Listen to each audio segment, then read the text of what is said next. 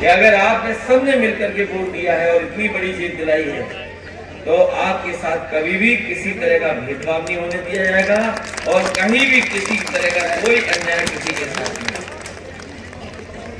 क्योंकि अगर हम लोग भेदभाव और अन्याय मिटा देंगे, अगर कहीं कोई किसी तरह की बात होगी, अगर हम लोगों तक पहुंच जाएगी, तो कभी भी किसी व्यक्ति के साथ अन्याय नहीं हो सकता।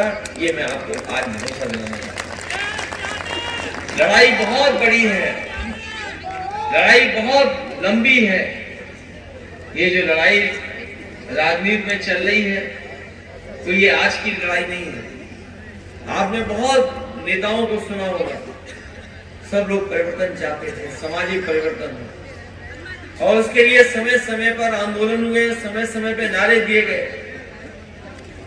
जिस समय शुरुआत हुई थी, हो सकता है आपके लोग राजनीति में वहां न पहुंचे हो, उस ऊंचाई तक न पहुंचे हो, लेकिन अभी हमारे वक्ता और अभिलाष सिंह जी जो कह रहे थे कि आरक्षण छीना जाए तो थप्पड़ मार कर के छीन लिया जाए, जानते हो किसने कहा? इसलिए ये आरक्षण कोई इसलिए नहीं है कि हम किसी को आगे बढ़ा करके किसी को पीछे करना चाहते हैं। ये आरक्षण की व्यवस्था बाबा साहब भीमराव अम्बेडकर जी ने इसलिए दिए संविधान में कि जो लोग पीछे छूट गए उनको कम से कम बराबर खा जाए, उन्हें भी सम्मान देकर के बराबर तक पहुंचाया जाए। और जो लोग अखबार पढ़ते होंगे, जो आसपास देखते होंगे, ये सरकार प्रयास कर रही है कि बाबा साहब भीमराव अम्बेडकर जी का दिया हुआ अधिकार, जो दिया हुआ हक, को छीनने की साजिश चल रही है। अभी निकाय के चुनाव होने थे, लेकिन जानबूझ करके सरकार ने गलत एफिडेविट लगाए थे, और उसका परिणाम ये हुआ है कि अभी चुनाव के लिए समय लगेगा। अभी जब कोर्ट फैसला दे देगा तभी चुनाव होगा। ये सरकार जानती थी, क्योंकि समय समय पर सुप्रीम कोर्ट ने निर्देश दिए, सुप्रीम कोर्ट के जजमेंट्स आए, उनको बिना पढ़े बिना देखे ही आरक्षण कर दिया, और आरक्षण भेदभाव के साथ किया गया।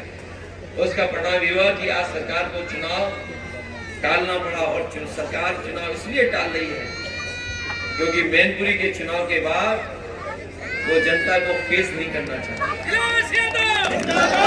ऐसा मैनपुरी का परिणाम आया है कि निकाय चुनाव सरकार फेस नहीं करना चाहती है, और इसलिए नहीं फेस करना चाहती है क्योंकि जितने भी हमारे कस्बे हैं, अगर हम पूरे प्रदेश के कस्बे देखें, बड़े शहर देखें, महानगर देखें, ज्यादातर बीजेपी का कब्जा है। और बीजेपी का कब्जा कोई एक बार नहीं हुआ है, कई बार उनका कब्जा रहा है, कई बार उनके अध्यक्ष बने हैं। और आज सबसे ज्यादा व्यवस्था खराब अगर कहीं है तो शहरों में। अगर आप शहर में चले जाएं तो जाम लग जाएगा, आप सड़कों में नहीं निकल सकते। शहरों में इतनी गंदगी है जिसकी आप कल्पना नहीं कर सकते। जगह जगह कूड़ा मिल जाएगा, जगह जगह खुली नाली मिल जाएंगी। और अभी आंकड़े ये बताते हैं कि जहां जहां भारतीय जनता पार्टी के लोग चुन करके बैठे थे, वहीं डेंगू सबसे ज्यादा हुआ। ये जो डेंगू की खबरें आ रही थी, हमारे पत्रकार साथियों जानकारी करना, जहां मेयर बीजेपी के थे वहां डेंगू ज्यादा हो रहा था, जहां नगर पालिका के अध्यक्ष बीजेपी के थे वहां डेंगू ज्यादा हो रहा था। वो इसलिए डेंगू हो रहा था कि मच्छर भगा नहीं पाए और नाली अभी तक ठीक नहीं कर पाए। और कूड़े के लिए आपको याद होगा, वो बात आप मत भूलना कि कूड़े को हटाने के लिए देश के प्रधानमंत्री जी ने झाड़ू उठाया था। बताओ कितने साल पहले झाड़ू उठाया था? 9 साल पहले। क्या कूड़ा खत्म हो गया अभी? नहीं। पिछली बार रात को मैं निकला था आपका कार्यक्रम करके, तो यही मैनपुरी कस्बे के किनारे कुछ लोगों ने मुझे रोक करके कहा, मैं था, इन्होंने रोक करके कहा कि यहाँ पर सब मैनपुरी का कूड़ा फेंका जा रहा है। नहीं था सर। न केवल मैनपुरी बल्कि पूरे प्रदेश में कहीं भी भारतीय जनता पार्टी की सरकार कूड़े का इंतजाम नहीं कर पाई।